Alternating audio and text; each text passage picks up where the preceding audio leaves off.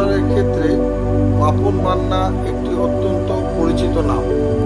বাপন যখন আমাকে প্রথম বলল যে পশ্চিম মেদিনীপুর জেলায় একটি যোগাসন প্রতিযোগিতা আয়োজিত করবে, তখন আমার মনে হলো কেন তুমি মেদিনীপুর জেলায় করো, অবিভক্ত মেদিনীপুর জেলা নিয়ে সেটা আরও ভালো হবে, অনেক লোক এর সাথে যুক্ত হবে, যোগের প্রচার প্রসার আরও ভালোভাবে হবে।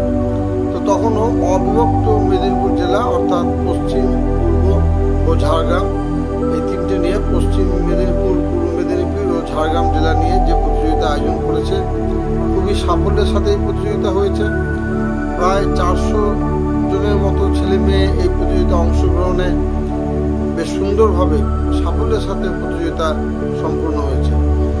ইউ যোগ একাডেমি ও রামধনু যোগের উদ্যোগে এই প্রতিযোগিতা এই অঞ্চলে যোগ চর্চার প্রচার ও প্রসারে নিঃসন্দেহে একটি বড় ভূমিকা নেবে। আগামী দিনে বাপন মান্না এই যোগ চর্চার ক্ষেত্রে আরও উন্নতি করুক, রামধনু